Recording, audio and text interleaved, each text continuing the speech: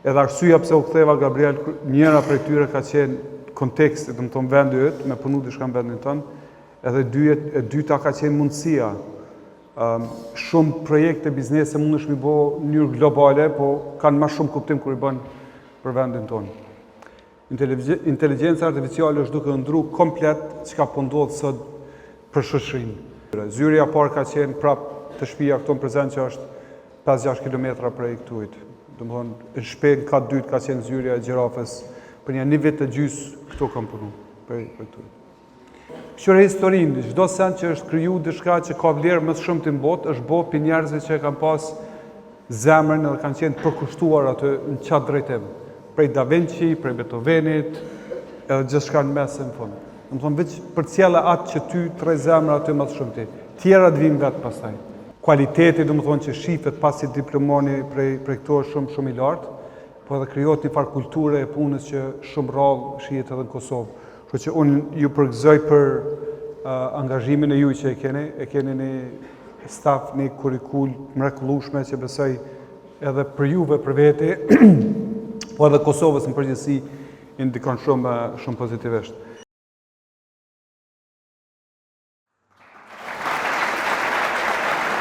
Atëherë përshëndetje për gjithë dhe mirë se vini në ngjarjen e parë të Talk Set Loyola.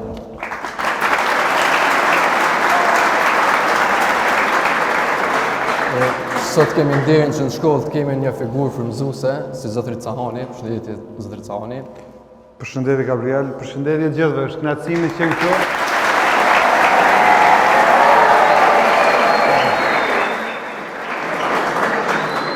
Zotëri Cahani jo vetëm që ka krijuar një biznes shumë të suksesshëm, por është bërë edhe një model për të rinjt dhe profesionistët e vendit, kështu që edhe një dorë trokitje për arritje të tij.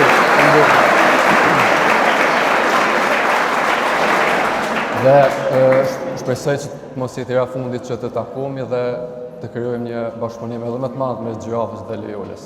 Faleminderit. Unë mas pari ndoshta veç kisha thonë jam overwhelmed me mikpritjen që jeni të shkëlqyshëm, po shoh qatë shumë rini dhe energji. Kështu që bravo, mu bëhet shumë qefi me qenë mesin e yllë të sot. Kështu që Gabriel mos e bë pyetje të vështira, e kom përsërit mësimin, po ma me kujdes.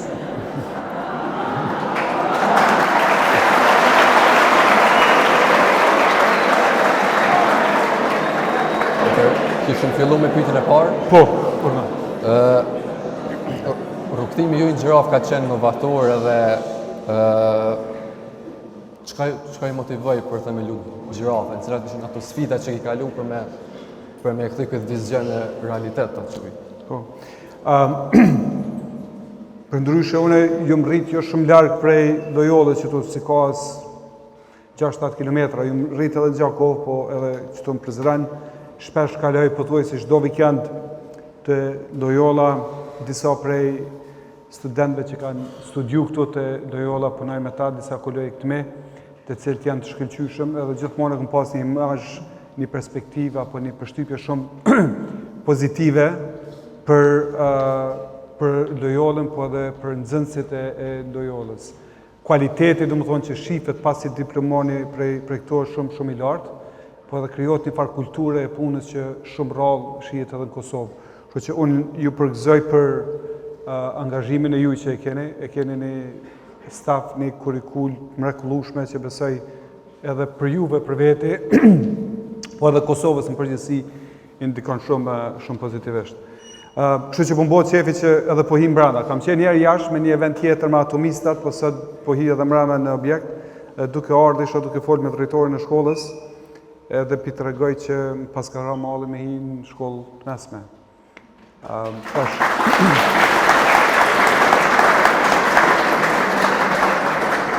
Tash pa dash me tinglu, ndoshta si print e juj, që ju thojnë, po për shembull gjëratat e mia nuk kemi pas në shkollat mesme, kemi qenë në shtëpi, zia dini. Domethënë për mua është hera para, dyta, treta në jetë që po hin në objekt shkollës së mesme. Domethënë kushtet nuk kanë qenë të tilla, kështu që edhe për juve si student, si nxënës është mirë me e vlerësu faktin që ekzistojnë kushtet e mira, profesorët e mirë, literatura, edhe jam i sigurt që ju të gjithë e merrni këto parasysh edhe tregoni shumë rezultate. Tash më kthy që kam ka shty Gabriel. Me njerë pas luftës unë shkova në SBA New York, atje përfundova, domethënë, këto kam përfunduar vetë shkollën e mesme, tjerat i kam përfunduar në New York. I kam pranuar diplomat e shkollës mesme për ndryshe, edhe pse ka qenë shtëpia Amerika. Edhe pas 12 viteve në New York vendosa me u kthy për shkak që me një kohë është një fjalë një quote që thotë gjithkush i ka dy jetë. Jeta e dytë fillon kur ta kupton që e ke një. Edhe mu më ndodhi ajo punën pa të tinglu shumë klishe në New York që e pash e përfundova studimet krejt që pata mi bo, fillova me ligjëru edhe në universitet atje, punojsha me një bank të madhe të New Yorkut, Morgan Stanley, por nuk isha i përmbushur profesionalisht. Prap, disa pisane që i tha mundë me tinglu klishe, në regull është, po absorbojnë edhe pastaj mundën e mi sfidu gjatë pyetjeve ma vonë, e vrejnë që punën që e bën ka shumë kuptim edhe konteksti. Nëse je të kriju diçka në vend tonin është shumë ndryshe. Për shembull, Gabrieli e pyeta para se mi fillu, ai prekajt je, tha në Gjakov, kështu që unë jam i sigurt që Gabrieli nëse bën diçka në Gjakov, ka me pas shumë domethënie se sa me bë diçka në Ferizaj. Jo pse Ferizaja ma pak ka ma shumë se Gjakova, po jam i sigurt që Gabrieli në Gjakovën e ka ma në zemër. Apo Gabrieli edhe ju, Kosovën e keni ma në zemër se sa ndoshta në Greqia, në Bullgaria, dikun tjetër. Kështu që konteksti ku punon, ku vepron është shumë i rëndësishëm. Edhe arsyeja pse u ktheva Gabriel, njëra prej tyre ka qenë konteksti, do të thonë vendi yt, me punu diçka në vendin tonë, edhe e dyta ka qenë mundësia. Shumë projekte biznese mundesh mi bë në mënyrë globale, po kanë më shumë kuptim kur i bën për vendin tonë. Shoqëria, familja, gjithashtu, kjo ka qenë ajo thelbësorja. Po, sigurisht, vendit nga ma shumë, edhe pse kemi në mërgim, do këtë historia jote ko ka ndryshë, kjo ardhë për Amerikës. E vërtet, ma ka ndonë emër mërgim prind, se mu baba më ka linë në Shqipëri, edhe ku ka dalë në Kosovë, ka mënu që o mërgim, kështu se unë e këmë botë kundërthën. Atër, e përmene që duhet me marrë me inovacion edhe teknologjin, si lider që si e shini rolin e të rinjve në formësimin e së ardhmes, me thonë? Unë mendoj që të rinjt dhe të rejat në fakt krejt që ka ndodhë në të ardhmen, si ka zhvillimi ekonomik, si mirëqenia sociale, si kualiteti i jetës së njerëzve, që shpesh këto të terme përdorin edhe për zhvillim ekonomik, rritje ekonomike, qeverisje më të mirë, që ka do që tjetë, po për një jetë më të mirë në të ardhmen, varet krejt prej të rinjve sot. Kapaciteti i juaj, do më thonë, nivelin ku jeni edhe mundësin që e keni përpara, është i pak krahasueshëm me asgjë tjetër. Për shembull, sa vjet i ke? 17. Unë kam 44. Do më thonë, ti ki 2-3 fish më shumë potencial, se sa unë që munda me pas 10-20 vite të ardhshme. Veç është proces natyror i cili ju lejon me pas qëto përpara. E dyta, kushtet që ju ofron juve sot dhe keni mundësi të jeni ma të përgatitur, jeni ma well equipped, do më thonë, për me mujtë mi shtu qëto, më falin që fse përzim do një fjallë anglisht në herë, po për mi shtu qëto për para. Edhe e fundit të mbesoj që gjeneratat e reja tash janë të paprekur shumë prej disa prej sendeve të cilat neve gjeneratës time apo ma djetër në ndalin pak më shumë për para. Kështu që unë besoj që ju mundin me arrit çka do që doni, sidomos me teknologji dhe AI sot, limite po thuaj se s'keni. Kështu që nëse shfrytëzoni teknologjinë, inteligjencën artificiale në specifikisht, besoj që mundin me arrit 10, 20, 50, 100 fish më shumë se kush do tjetër që ka bën në Kosovë. No, me që jemi tash të rritë, tu i kemi klasë 10, 11, 12 dhe jemi koha e gjimnazit, ku na pret një ardhme, a ki ndonjë këshill që jep aspirantëve të ri që ndoshta edhe kanë frikë me fillu diçka dhe nuk e ngurren? Për me fillu në kuptimin e ndonjë ide, biznesi, apo studimi, apo jetës përgjithësi? Studimi. Studimi.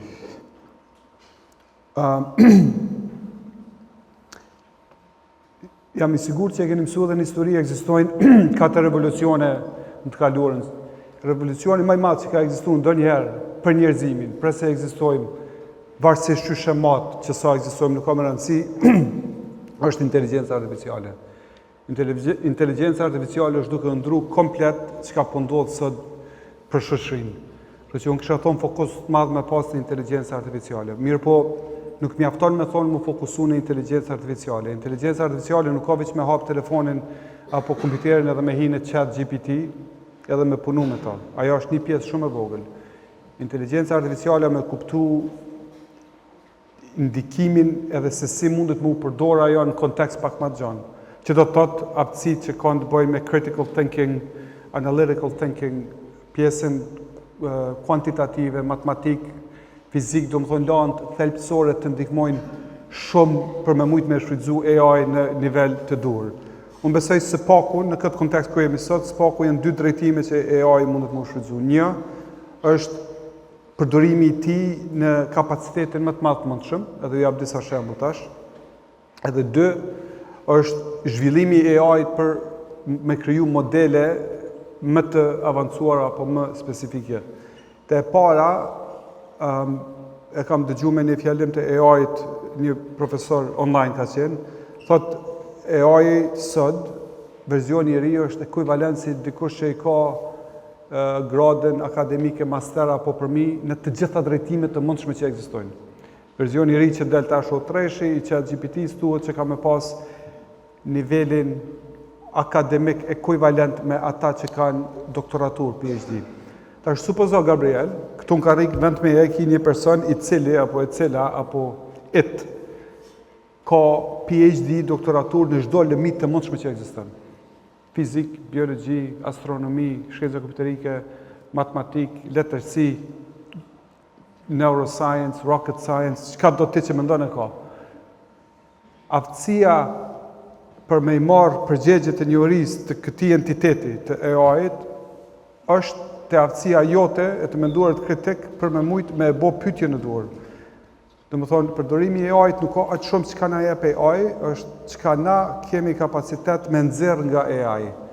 Se nëse unë sot ulna me njërin për profesorëve të ju në letërsi, që nuk është drejtimi imi, apo në fizik, unë jam i sigurt që unë nuk kam me qenë në gjendje me bo pyetjet aq të avancuara që me marrë njohuri në dur.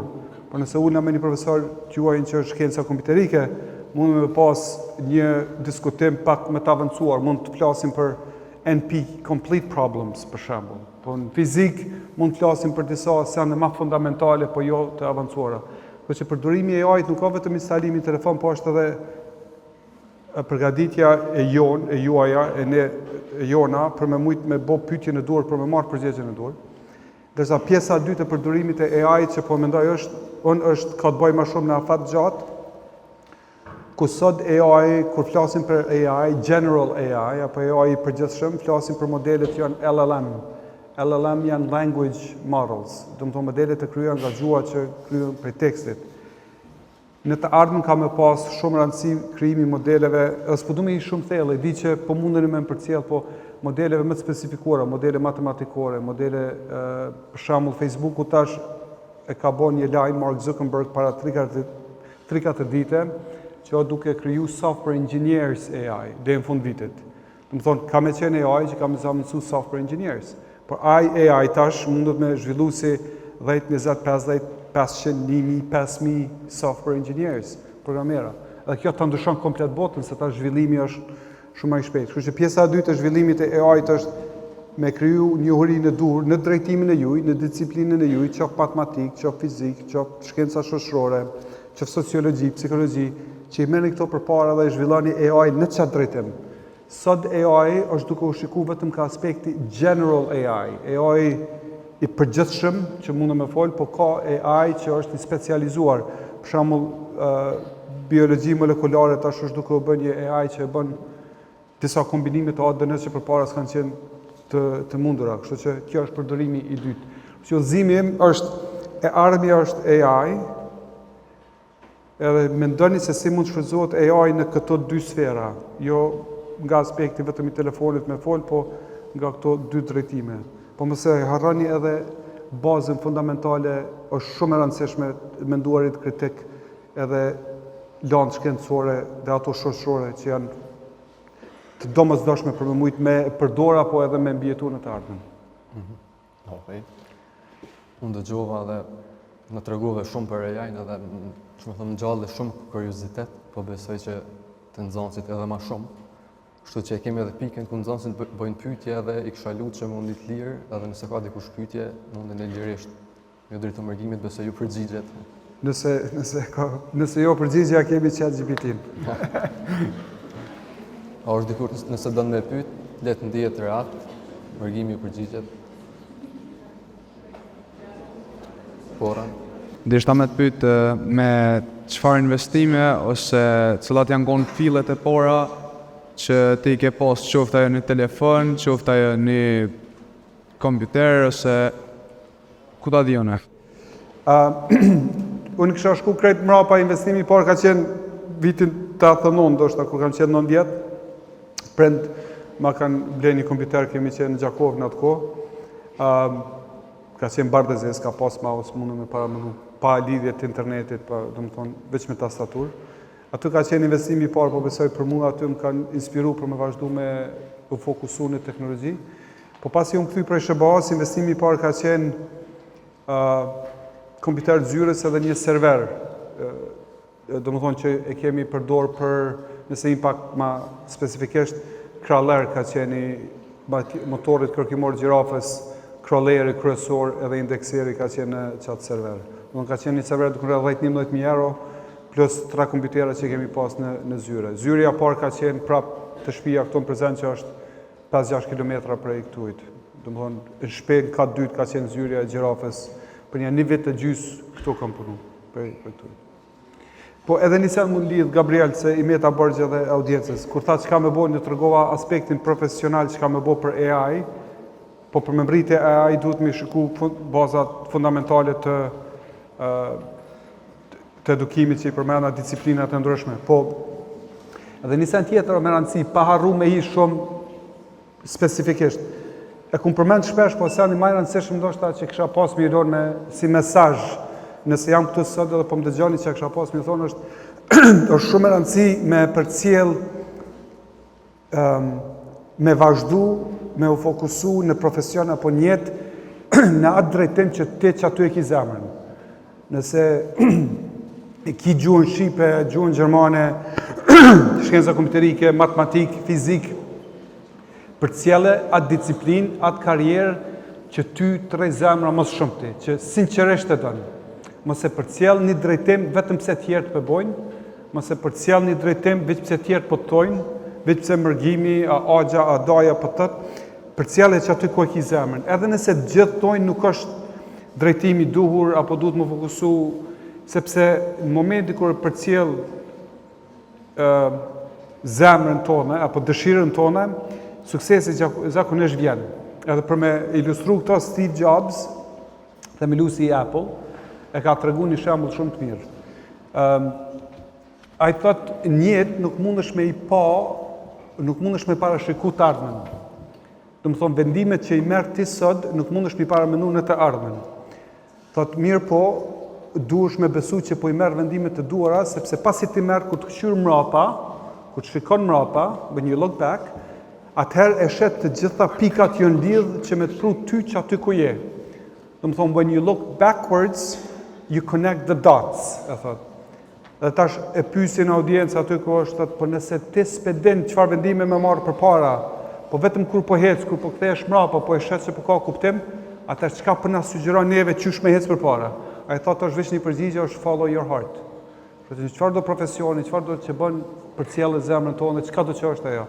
Po më parasysh e ardhmja është AI, edhe ju keni qef me bo diçka në radio, bëni radio. Dhe më thonë, just follow your heart. Këshyre historinë, çdo sen që është kriju diçka që ka vlerë më shumë të në botë, është bo për njerëzve që kanë pas zemrën edhe kanë qenë përkushtuar atë në qatë drejtim. Prej Da Vinci, prej Beethovenit, edhe gjithçka në mes në fund. Dhe më thonë, veç për cjelle atë që ty të rej zemrë aty më të shumë ti. Tjera të vinë vetë pastaj. Kjo dhe ndodhë shpesh të na e kina në shqiptarës të ndikumi, ose i përpind, jo ka thonë baba, po shkoj miksi, jo ka thonë mama. E vërtet, edhe që tu bëdu më lidhë se më ka ndodhë edhe mu, ndodh edhe juve figurativisht, po edhe kushdoj tjetër, po në fund ditës duhet me follow your heart. Besoj Roni Mur edhe përgjigjen ai djali që pyeti. Po shpresoj, po. Kështu që po mundesh me pyet. Do shta me pyet për cilat janë disa cilësi ose përkushtimet që të rinë mu zhvillu në fushën e teknologjisë. Deri para disa viteve, unë gjithmonë e kom shty pjesën shkencat eksakte si para kusht për me qenë e aftë në teknologji, në programim në shkenca kompjuterike. Se në fakt shkenca kompjuterike është degë e matematikës, edhe kum pas që të shtytje gjithmonë. Kohëve të fundit po e shoh që nuk mjafton vetëm shkencat eksakte, qoftë matematika, fizika, kimia, po ka shumë rëndësi edhe shkencat shoqërore, sidomos me zhvillimin e AI-t, po e shoh që psikologjia, sociologjia, historia luajnë një rol shumë të rëndësishëm gjithashtu. Përpara, teknologjia është pa si një deg në vete që ka kryer një funksion të caktuar. Si për shembull në mjekësi e ki mjekësinë e përgjithshme, po pastaj e ki stomatologjinë apo e ki kirurgjinë e tjera. E njëjtë është teknologjia sot, nuk është më deg apo disiplinë vetë, në fakt nuk është më aspektin horizontal, po vertikal si deg, po është horizontali ka krejt deg t'i përfshin. Do më thonë, është pjesë e jetës sonë kudo që e këshyrë. Por që me thonë, mu boj aftë në teknologji, nëse mendoj mu boj aftë në programim, atër po shkencat eksakte. Me thonë, mu boj aftë në teknologji në përgjithësi, atër duhet shkencat eksakte, po dhe ato shoqërore me u kombinu shumë mirë. Në parim, unë kësha thonë që dikush për mu boj mirë teknologji duhet me qenë fokus veçantë në matematikë, nëse këshim pas me zgjedh, në matematikë in particular, të më thonë matematicianët janë disa për programera më të mirë, e para, e dyta, po edhe psikologjia ta shpelun një rol shumë të madh pasi po lidhet edhe me AI. Për që këto janë dy drejtime të duara, po praktikisht çka mundesh me bë, hen Udemy me landë që i keni këtu për programim apo për shkenca kompjuterike apo tek, edhe i avanconi ma tepër me burime të lira pa pagesë që mundi me zhvillu programimin më shumë. Edhe e fundit shumë specifike, tash se fillova prej të përgjithshmes si ide deri te konkrete që mundesh me nis me njëherë sot pasi ta kryen shkollën, cs50.net, cs50.net, computer science 50.net është komplet landa hyrje në programim e Universitetit të Harvardit, është pa pagesë, mundesh me përcjell të njëjtën landë me video live edhe post-recorded e njëjta landë që jepet në Harvard, edhe njihet si landa ma e popularizuar, ma shikuar në botë e programimit. Aja landë kur përfundohet për një semestër për 3 muaj të jep bazat kryesore për me mujt me hecë për para nesër në teknologji. Kështu që cs50.net është 101 e teknologjisë e programimit. Së pari, përshëndetje, unë jam Florian Bifar dhe deshta t'ju falenderoj që keni ardhur sot e na dhon një pikpamje nga një person me përvojë në biznes edhe në teknologji. Një pyetje e shkurtër, ju e dhat një sqarim shumë të detajt se si AI apo inteligjenca artificiale do të na ndihmojnë të ardhmen dhe do të jemi pak a shumë tërkohën në punë me inteligjencë artificiale. Si mendoni ju për nga ona negative, ky zhvillim që na bën pak më të varur, nuk na i heq pak ato aftësitë njerëzore që i kemi, se tash pavarësisht se sa mund të avancohet inteligjenca artificiale dhe të ketë, si e thatë ju, një PhD në të gjitha lëndët, aftësinë njerëzore ose humane nuk mund ta ketë si njeriu. Si mendoni ju që do të ndikojë kjo për shembull në rini apo në konkurrencë mes rinisë për të ardhmen e tyre? Maj mikrofoni edhe pak se po du me klarifiku pyetjen pak. Po thu AI ka mu zhvillu edhe ka me ndiku negativisht në aftësitë tona njerëzore të komunikimit? Apo? Jo, nuk po them në aftësitë të komunikimit. Edhe ajo mundet me ndiku pak, po kryesisht kisha thënë më herët teknologjia ka qenë si diçka kur ka ditë kush më marr me teknologji, ka qenë si një specifike e madhe. e kanë thonë ky di më marrë me teknologji dhe kanë qenë pak njerëzit atëherë. Po. Tashti ditë sotit jemi si shumica që përdorim inteligjencën artificiale edhe teknologjinë, jemi gjithë aftë. A nuk mendoni që kjo e ul pak konkurrencën mes aftësive specifike që mund ta ketë një person që po shkon studime ose një ide që e ndon prej të tjerëve nëse bëhemi gjithë varën prej inteligjencës artificiale? Po të kuptoj çfarë do të thonë, në të kaluarën ata që janë marrë me teknologji kanë pas një avantazh prej tjerëve se jo krejt kanë mujt me mësu teknologjinë edhe kanë mujt me fillu një biznes apo nëse kanë punu dikon dhe kanë pas rrogat më të mëdha. Ndërsa me AI nëse gjithë mirë me atëherë s'ka dallim kompetitiv apo krahasus. Unë besoj që AI nuk përkuptoj pyetjen. AI nuk duhet mu pa me domo si një skill set. Është njëjtë sikur shkrim lexim me një farë forme. Në të kaluarën dikush kur ka ditë shkrim lexim ka pas një avantazh krahas tjerëve që s'kan ditë, mirë po sot shkrim leximi u bë aq bazik që nuk as që mendohet që është aftësi a priori kuptohet si diçka që dikush duhet me pas. AI njëjtë sen është.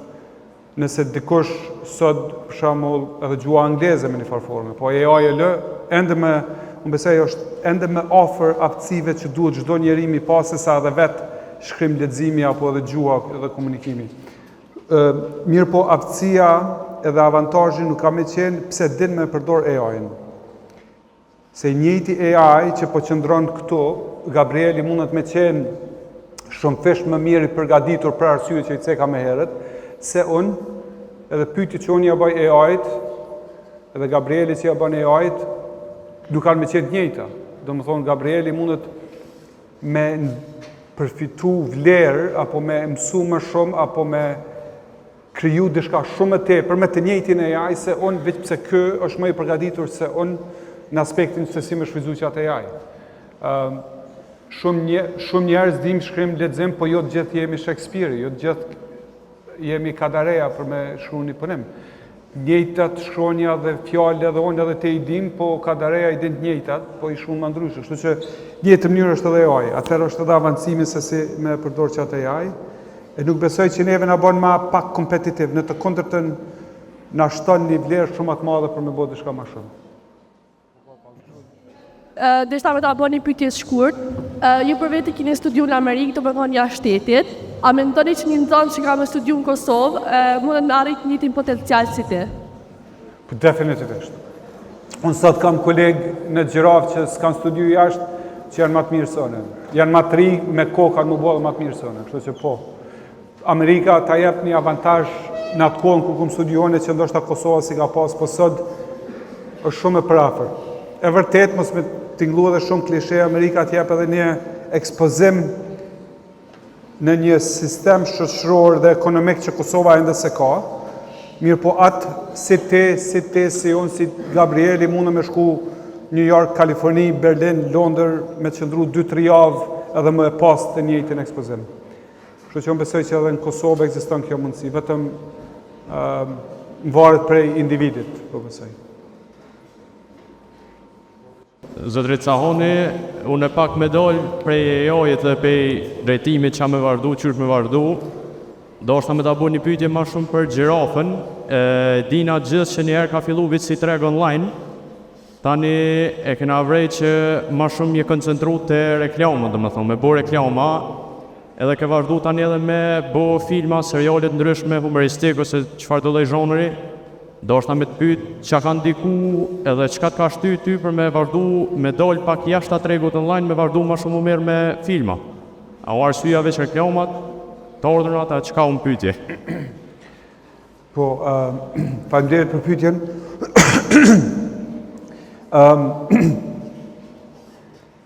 Zakonisht kur e fillon diçka një ide apo me kriju, fillimisht nuk i mendon shumë detajet, varësisht për personit, po në specifikisht nuk i komenu shumë detajet e kapacitetit apo potencialit ekonomik të një ideje.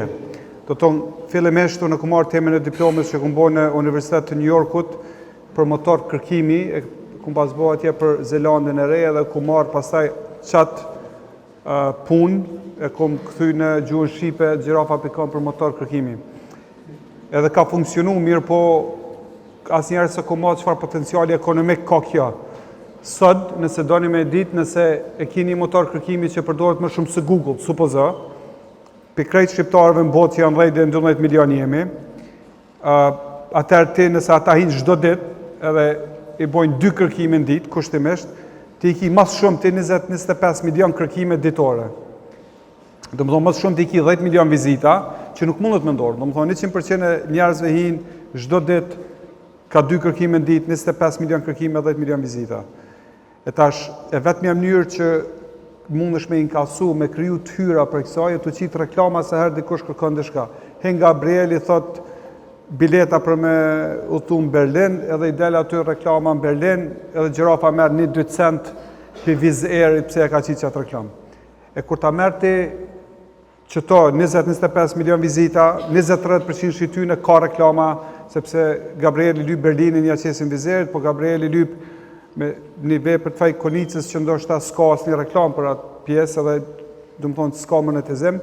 Kur e këshyr shumë madh shumti që mundesh me fitu mujore, mundesh me qenë shumë e vogël në aspektin investues, kështu që nuk ki business case, nuk ki rast për me investu dikush të ti. Qëse bën ti, qëse më filloj me bo lidhse të këpucav, edhe du mi shit ato veç në Kosovë, nëse llogarit sa mundesh mi shit, ndoshta nuk ki case, mundesh me fitu diçka, por nuk është shumë e madhe.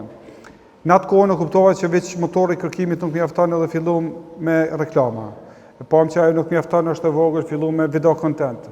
Edhe në fund unë nalëm e pam që misioni jo nuk ka me kriju motor kërkimi, po me kriju na që ka quajmë ekonomia e internetit. Ekonomia e internetit përfshin e-commerce, video, payment system, shop, PayPal, shitja veturave, kjerreve që e kemi sot me Carvago. Më thonë e pam që na duhet me bo shumë tepër se vetëm një biznes, për me pas kuptim financiar investues, kuptimin që me tërhek investimet huaja. Se në që se është vetëm ne apo 2, atëherë nuk ka mjaftueshëm interes me marrë investitor amerikan, qek, gjerman apo anglez për marrë në kompani. Po që kjo ka qenë arsyeja pse kemi fillu me bo më shumë se ne, e arsyeja pse kemi fillu me të parë është se une nuk e kum kalkulu, apo nuk kum dit me kalkulu potencialin e tregut në atë kohë. Videot pse i prodhojmë në fonda e na biznes, biznisi e ka për qëllim me shtu vlerën treg, kushtohet vlerën treg, për shkak prodhon kafeneja jonë, 10 vite ka qenë kafeneja jonë në RTK dhe është bo cancel, nuk është prodhu mo. Unë jam taku me producentin, kemi thonë ape prodhojmë kafeneja jonë, e kemi rikthy. Audienca, ata që i pëlqen kafeneja jonë, ju jeni 3, me siguri nuk e keni parasysh, po atyre tjerëve i ka pëlqyer ajo shumë edhe kanë ardhur me shiku. Kur ne kemi shtu një vlerë të baba, gjyshi, agja, daja, vllau, për me pa kafeneja jonë, ne kemi monetizu, kemi marrë tyra, nga ato tyra kemi prodhu diçka tjetër. Për që është kriju njërë oportunistike, po edhe për me shtu vlerë treg, që rrjedhimisht edhe na ka leju neve me urrit. Nëse përgjegjsh në, a ketë shtëpytja, po? Okej. Prapë ndohet e ka që dorën, aja po dikush tjetër. Po, përshëndetje, spari. Unë jam Ande edhe deshta një pyetje shkurt me ta bë. Nga të ka ardhur, pra nga ju ka ardhur kjo ide me alon emrin kompanisë Gjirafa. Po, emri, domethënë pyetja është ka ardhur emri. A din dikush, a ka pa dikush në intervistë, a din ka ardhur emri? Nëse po veçoj dorën? Okej. Në Kaliforni është zyrët e Google-it, campus i thojnë, është pak maj madh se Loyola, po qështu si studio pak a shumë. E në hyrja të të dera, në Google e ka një skulptur, ndo këtë prej hekurit e kam pas të ashtë di që kanë, po të një dinosaur, të një dinosauri. Edhe ai dinosaur aty ka qenë, që sa herë vinë ekipi në punë, me pa qatë dinosaur dhe me e rikujtu që jo gjithçka ekziston gjithmonë. Edhe disa pisanëve mundën me shku extinct, mundën me u zhduk. Ajo mund patlon bresa shumë sepse e përfaqëson një tipar që njeriun e ka pru sot ku jemi, e cila unë mendoj është shumë e rëndësishme është aftësia e adaptimit. Adaptimin në situata të reja. Tash nuk po ishim jalon emrin dinosaur, po e kemi shiku pastaj gjithë gjitarët që ekzistojnë sot, që s'kan shku ekstinkt, edhe kemi pa që njëri për gjitarëve që ka dalë, jo i vetmi, po njëri nga top, gjitar i cili ka mbjetu kohrave të gjata, ka qenë gjirafa. Për shembull, kur gjirafa lind, brenda 10 minutave mundet me qëndru në këmbë veta, për një orë mundet me vrapu, e na si njerëz në nevojitet një vit, për shembull pasi kemi lind si bebe, si foshnjë për mujt me hec. Si gjirafa gjithmonë se ka pas qafën e gjatë, është adaptuar rrethana të veta shumë shpesh. Edhe kemi lënë emrin gjirafa që edhe sot me mua lavdrimi prej Departamenti People and Culture, se na bashkohet dikush në ekip, e tregojmë këtë tiparin apo cilësinë e gjitarit gjirafa që ka për mu adaptu në rrethana të reja. Na mendojmë se ne si ekip duhet me u rikujtu me pas në mendjen tonë pothuajse çdo ditë që nëse nuk adaptohesh në diçka të re, kemi me shku ekstinkt.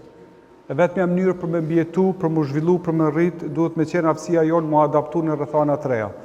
Nesër vjen Amazoni, pastaj vjen Netflixi, prodhon filma shqip, pastaj mundet më ardhë ebay.com për me shit vetura. Do më thonë, aftësia jonë nuk është me u dorëzu, e kemi një konkurencë fort për largohëm, po në fakt mu adaptu në rrethana të reja. Edhe kjo është arsye pse kemi lënë emrin gjiraf, për shkak të adaptimit, cilësisë së adaptimit që ne besojmë me qenë core value e ekipit tonë. Pak boring, po që kjo është. Që është.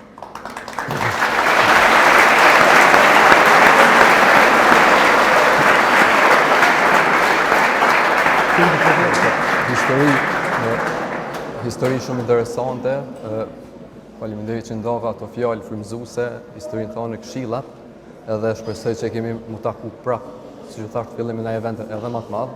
Kështu që faleminderit për prezencën edhe shihemi hera të tjera. Faleminderit ju Gabriel edhe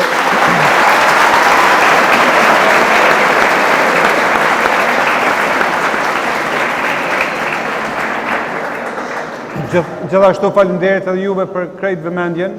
Nëse dikush ka interes me ardhmë na vizitu në Gjiraf, mundi më organizu në njërë kolektive me stafin akademik juj edhe ju mi presim.